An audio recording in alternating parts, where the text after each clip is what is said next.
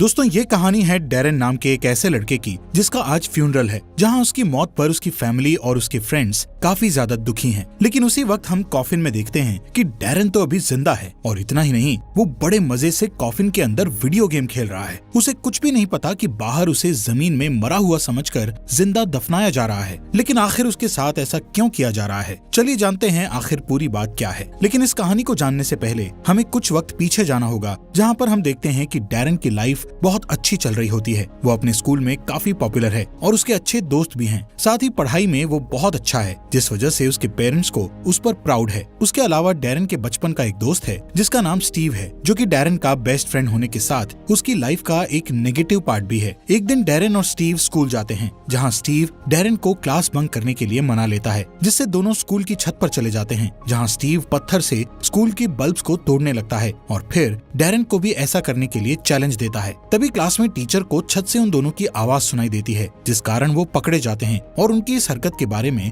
उनके पेरेंट्स को बता दिया जाता है। अब क्योंकि डैरेन के पेरेंट्स उसे हमेशा से एक अच्छा स्टूडेंट मानते थे, इसलिए वो डैरेन के घर आने पर उसे डांट लगाते हैं और उसे स्टीव के साथ दोस्ती तोड़ने को कहते हैं, क्योंकि उन्हें लगता है कि स्टीव की संगत से डैरेन भी उसी की तरह बुरा स्टूडेंट बनता जा रहा है। अब अगले दिन स्कूल जाते वक्त डैरेन स्टीव से कहता है कि मेरे पेरेंट्स चाहते हैं कि मैं तुमसे दोस्ती तोड़ दूं। ये सुनकर स्टीव दुखी हो जाता है और डैरेन से कहता है कि तुम कभी भी अपने लिए स्टैंड नहीं ले सकते। इस बात पर उन दोनों के बीच बहस होने लगती है। तभी उनके पास से एक कार गुजरती है, जिसके अंदर बैठा हुआ आदमी उनकी ओर एक पोस्टर फेंकता है, जिससे डैरेन और स्टीव उस पोस्टर को उठाकर पढ़ने लगते हैं, जहां उन्हें पता चलता है कि उनके शहर में आज रात फ्रीक शो नाम का सर्कस होने वाला है। इसलिए वो दोनों रात को सर्कस में जाने का प्लान बनाते हैं। इसके बाद हम क्लास में डैरेन को देखते हैं, जो अपनी बुक में उस सर्कस वाले पोस्टर को रखकर पढ़ रहा होता है कि तभी टीचर उनके पास आते हैं और उससे पोस्टर छीन लेते हैं। यहाँ टीचर पूरी क्लास को सर्कस वाला पोस्टर दिखाते हुए सबको वार्निंग देते हैं कि कोई भी इस सर्कस को देखने न जाए, क्योंकि ये सर्कस इल्लीगल चीजों को दिखाता है। लेकिन डैरेन और स्टीव अपने टीचर की इस बात को नहीं मानते और रात में चुपके से सर्कस देखने चले जाते हैं। यहाँ हमें पता चलता है कि इन दोनों को अजीब चीजें पसंद हैं, जैसे कि डैरेन मकड़ियों का बहुत बड़ा फैन है, जबकि स्टीव को वैम्पायर्स पसंद हैं और वो हमेशा उनके बारे में ही सोचता रहता है। ये दोनों सर्कस में पहुंच जाते हैं और शो देखने के लिए टिकट खरीदते हैं, जहाँ पर्दे के पीछे छिपा हुआ एक बौना इंसान उन्हें टिकट देता है। लेकिन ये इंसान एक क्रीचर की तरह दिखाई दे रहा था। तभी स्टीव उस इंसान को अपना हाथ दिखाता है, जिस पर वो इंसान स्टीव के हाथ में काट लेता है और वहाँ से भाग जाता है। खैर, दोनों ही इस घटना को भूलकर सर्कस के अंदर चले जाते हैं, जहाँ शो का होस्ट मिस्टर टॉल स्टेज पर आता है और स्टेज पर पहले कलाकार को बुलाता है। ये पहला कलाकार एक वुल्फ मैन था, जिसे देखकर सभी लोग डर जाते हैं। तभी मिस्टर टॉल उस वुल्फ मैन को ऑडियंस में बैठी एक लेडी की ओर इशारा करता है, जिससे वुल्फ मैन उस लेडी के पास जाता है और उसके हाथों को बुरी तरह से काट देता है। ये देखकर लोग और भी ज्यादा डर जाते हैं, पर थोड़ी ही देर बाद उस लेडी के हाथ वापस से सही होने लगते हैं। ये देखकर सभी हैरान रह जाते हैं और वो लेडी स्टेज पर चली जाती है, जहाँ मिस्टर टॉल उस लेडी का नाम कॉर्मा बताते हुए कहता है कि ये लड़की हमारे शो की मेंबर है। इसके बाद स्टेज पर एलेक्जेंडर नाम का तीसरा कलाकार आता है, जिसकी बॉडी में एक भी रिब्स नहीं थी। एलेक्जेंडर के बाद वहाँ गर्था नाम की लड़की आती है, जिसके पास मजबूत दांत थे, जिनसे वो कुछ भी तोड़ सकती थी। गर्था के बाद रैमस नाम का कलाकार आता है, जिसके 2 पेट होते हैं, जिनकी मदद से वो कुछ भी खा सकता है। यहाँ पर रैमस 3 पहिए वाली साइकिल को खाकर अपना टैलेंट दिखाता है और फिर उसे एक टुकड़े जैसा बनाकर थूक देता है। इसके बाद मैडम चुस्का नाम की एक खूबसूरत लेडी स्टेज पर आती है और डैरेन को स्टेज पर बुलाती है, जहाँ वो डैरेन से कहती है कि मैं अपना मैजिक दिखाने के लिए तुम्हें असिस्टेंट बनाना चाहती हूँ, जिसके लिए डैरेन मान जाता है। पर जैसे ही मैडम चुस्का डैरेन के चेहरे को छूती है, तो उसे डैरेन का फ्यूचर दिखने लगता है, जिसमें उसे काफी भयानक चीजें दिखाई देती है, जिससे वो बहुत डर जाती है और डैरेन से दूर हट जाती है। तभी मैडम चुस्का के फेस पर अचानक से बाल आने लगते हैं, जिन्हें वो जल्दी से काटने लगती है और वापस अपने पुराने रूप में आ जाती है।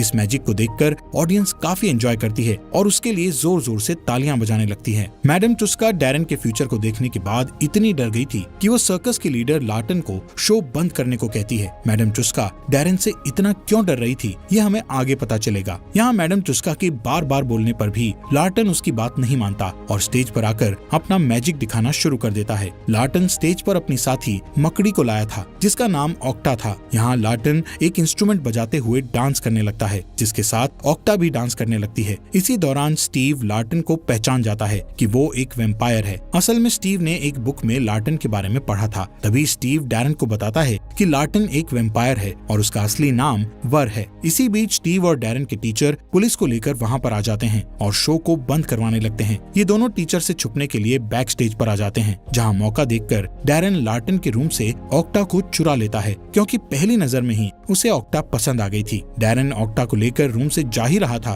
कि तभी उसे लार्टन के आने की आवाज सुनाई देती है, इसलिए वो जल्दी से रूम में छुप जाता है। यहाँ लार्टन एक बूढ़े आदमी के साथ अंदर आता है, जो कि लार्टन से वेम्पांजी के बारे में बात कर रहा होता है। असल में वेम्पांजी हाइब्रिड वेम्पायर थे, जो कि लोगों का ब्लड पीने के लिए उन्हें जान से मार डालते हैं, जबकि लार्टन ऐसा वेम्पायर है जो कि सिर्फ लोगों को बेहोश करके उनका ब्लड पीता है। इसी दौरान स्टीव वहाँ आता है और लार्टन से कहता है कि उसे भी वेम्पायर बनना है। यहाँ स्टीव का कहना था कि वो अपनी जिंदगी से नफरत करता है क्योंकि वो अकेला है। असल में स्टीव के पिता बहुत पहले ही उसे छोड़कर चले गए थे, जिस वजह से उसकी माँ एक शराबी बन गई थी। तब से ही वो हमेशा के लिए अकेला हो गया था। स्टीव के बार बार रिक्वेस्ट करने पर लार्टन उसे वेम्पायर बनाने के लिए मान जाता है, पर सबसे पहले वो स्टीव का ब्लड टेस्ट करने को कहता है। जैसे ही लार्टन स्टीव के ब्लड को अपने मुंह में डालता है तो उसे पता चल जाता है कि स्टीव के अंदर बहुत बुराइयां हैं, यानी कि अगर उसने स्टीव को वेम्पायर बना दिया तो वो बहुत बुरा वेम्पायर बनेगा और लोगों को मारने लगेगा। इसीलिए लार्टन उसे वेम्पायर बनाने से मना कर देता है। इस बात से स्टीव को बहुत गुस्सा आता है और वो लार्टन को भला बुरा बोलकर वहाँ से चला जाता है। इसके बाद लार्टन को पता चलता है कि उसकी मकड़ी ऑक्टा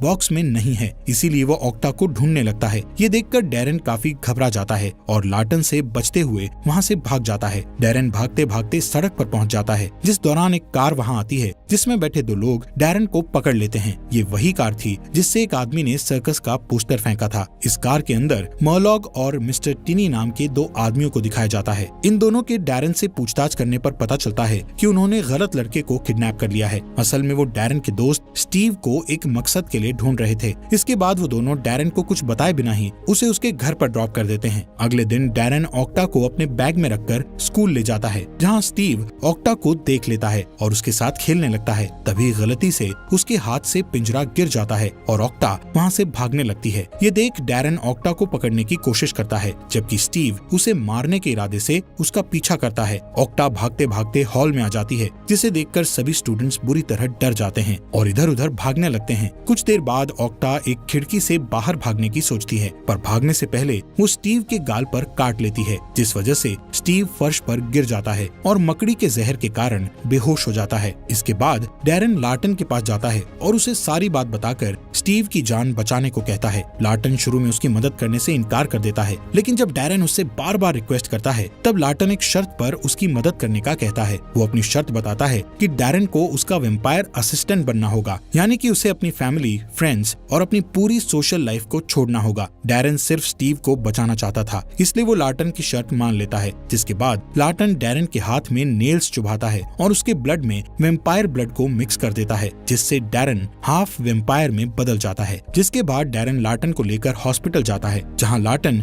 एक एंटीडोट स्टीव की बॉडी में डाल देता है, जिससे स्टीव ठीक होने लगता है। कुछ दिनों बाद हम देखते हैं कि डैरन के हाफ वेम्पायर बन जाने से उसे कच्चा मांस खाने का मन हो रहा था। इसी तरह एक दिन उसे अपनी बहन का खून चूसने की इच्छा होती है, पर वो किसी तरह खुद पर कंट्रोल करता है और अपने कमरे में चला जाता है, जहाँ वो लार्टन को देखता है। असल में लार्टन डैरन को वार्निंग देने आया था। वो कहता है कि तुम्हें अपना घर छोड़ देना चाहिए, क्योंकि तुम अपनी फैमिली के लिए खतरा बन सकते हो। लेकिन डैरन ऐसा करना नहीं चाहता था, पर तभी उसे ध्यान आता है कि वो थोड़ी देर पहले ही अपनी बहन का ब्लड पीने का सोच रहा था, इसलिए वो अपनी फैमिली को छोड़ने का फैसला कर लेता है। यहाँ उसे डर था कि अगर वो अचानक से गायब हो गया तो उसके पेरेंट्स को उसकी हमेशा चिंता रहेगी। डैरन लार्टन से कहता है कि मुझे अपनी फैमिली के लिए मरना होगा, जिसमें तुम मेरी मदद करोगे। उसी रात लार्टन डैरन के पास आता है और उसकी गर्दन तोड़कर उसे घर से नीचे गिरा देता है। लार्टन ने उसे इस तरह मारा था कि वो सबकी नजरों में मरा हुआ दिखाई दे। यहाँ से प्रेजेंट का सीन दिखाया जाता है, जहाँ डैरन का फ्यूनरल चल रहा था, जबकि डैरेन कॉफिन में जिंदा लेटा हुआ था। फ्यूनरल वाली रात को लार्टन डैरेन की कब्र खोदता है और उसे बाहर निकाल लेता है, जिस दौरान मॉर्लॉक वहाँ आ जाता है, जो कि वेम्पांजी का लीडर था। वो उन पर हमला कर देता है, लेकिन लार्टन उसे चकमा दे देता है और डैरेन को लेकर भाग जाता है। इस बीच स्टीव को देखते हैं, जो डैरेन की मौत से बहुत दुखी था। वो डैरेन को बहुत मिस कर रहा था। स्टीव का सिर्फ एक दोस्त था, जिसके जाने के बाद वो पूरी तरह अकेला हो चुका था, इसलिए एक दिन वो सुसाइड करने का सोचता है। स्टीव जैसे ही छत से कूदने वाला होता है, तभी वहाँ मिस्टर टाइनी आता है, जो उसे सुसाइड करने से रोक लेता है। यहाँ टाइनी स्टीव को बताता है कि मैं तुम्हारी जिंदगी और तुम्हारे वेम्पायर बनने के सपने के बारे में जानता हूँ, इसीलिए मैं तुम्हें वेम्पांजी बनने का मौका दूंगा। यहाँ हमें पता चलता है कि मॉर्लॉक के साथ साथ टिनी भी वेम्पांजी है। टिनी उसे डैरेन की सच्चाई बताता है कि डैरेन अभी जिंदा है और वो अब वेम्पायर बन चुका है। इसके अलावा टिनी स्टीव को डैरेन के खिलाफ भड़काने लगता है कि वेम्पायर बनना तुम्हारा सपना था, लेकिन डैरेन ने तुम्हारा सपना चुरा लिया। सब कुछ जानने के बाद स्टीव को डैरेन पर बहुत ज्यादा गुस्सा आ जाता है, इसलिए वो टिनी का ऑफर मान लेता है और उसके साथ चला जाता है। इस बीच डैरेन को देखते हैं, जो धीरे धीरे सर्कस में मौजूद दूसरे लोगों के साथ दोस्ती कर रहा था। साथ ही दूसरों की मदद करते हुए वो खुद को ट्रेन करने लगता है, पर उसे अपनी फैमिली और स्टीव की बहुत याद आती थी, इसलिए वो अपने फोन में उनके फोटोज देखने लगता है। फोटोज को देखकर डैरेन बहुत इमोशनल हो जाता है और स्टीव को कॉल करने लगता है। तभी वहाँ लार्टन आ जाता है और डैरेन का फोन छीनकर उसे तोड़ देता है, क्योंकि वो नहीं चाहता था कि डैरेन की सच्चाई किसी को पता चले। इसी दौरान वहाँ मिस्टर टिनी आता है। वो यहाँ डैरेन के बारे में बात करने आया था। यहाँ हमें पता चलता है कि डैरेन के पास जन्म से ही कोई स्पेशल पावर्स हैं, इसीलिए मिस्टर टिनी उसे अपने साथ रखना चाहता था। जब टिनी लार्टन से डैरेन को मांगता है, तब मिस्टर टॉल उसे कहता है कि वो इस बारे में सोचेगा। टिनी के जाने के बाद लार्टन डैरेन से कहता है कि तुम सर्कस से बाहर मत निकलना, क्योंकि वेम्पांजी से तुम्हें खतरा हो सकता है। इसके बाद लार्टन डैरेन को ट्रेन करना शुरू करता है, ताकि वो अपने आप की सुरक्षा कर सके। ट्रेनिंग कंप्लीट होने के बाद डैरेन की स्किल्स और स्ट्रेंथ बढ़ जाती है। दूसरी ओर मॉर्लॉक स्टीव को वेम्पांजी में बदल देता है, जिससे स्टीव के पास इविल पावर्स आ जाती हैं और वो एक शैतान में बदल जाता है। स्टीव सबसे पहले अपने स्कूल टीचर का शिकार करता है और उन्हें जान से मार डालता है। इस बीच डैरेन को देखते हैं, जिसे बहुत भूख लगी हुई थी, इसलिए लार्टन उसे पास के एक खेत में ले जाता है और एक आदमी को बेहोश करके डैरेन को उसका ब्लड पीने को कहता है। अब क्योंकि डैरेन का दिल बहुत साफ है, इसलिए वो भूखा होने के बावजूद भी उस आदमी का ब्लड नहीं पीता है। वो दोनों वापस अपने सर्कस में लौट आते हैं, जहाँ अचानक से वेम्पांजी का ग्रुप आकर उन पर हमला कर देता है और फिर दोनों ग्रुप्स के बीच खतरनाक लड़ाई होती है, जिसमें कई लोगों की जान चली जाती है। असल में वेम्पांजी डैरेन की तलाश में आए थे। तभी एक वेम्पांजी को डैरेन मिल जाता है, जो कि सर्कस में रहने वाली लड़की रेबेका के साथ एक रूम में छुपा हुआ था। यहाँ वेम्पांजी और डैरेन के बीच लड़ाई होती है, जिस दौरान लार्टन और मिस्टर टॉल अपने साथियों के साथ वहाँ आ जाते हैं और डैरेन को वेम्पांजी से बचा लेते हैं। इसके बाद सभी वेम्पांजी वहाँ से भाग जाते हैं। थोड़ी ही देर बाद डैरेन और लार्टन को पता चलता है कि मॉर्लॉक ने रेबेका को किडनैप कर लिया है। अगली सुबह डैरेन उसे खोजने के लिए अकेला ही निकल जाता है, क्योंकि उसे लग रहा था कि ये सब उसी की वजह से हो रहा है। इस बीच मिस्टर टिनी डैरेन को अपने जाल में फंसाने के लिए उसकी फैमिली को किडनैप कर लेता है। इधर डैरेन को देखते हैं, जो अपनी फैमिली को एक बार देखने के लिए घर में जाता है,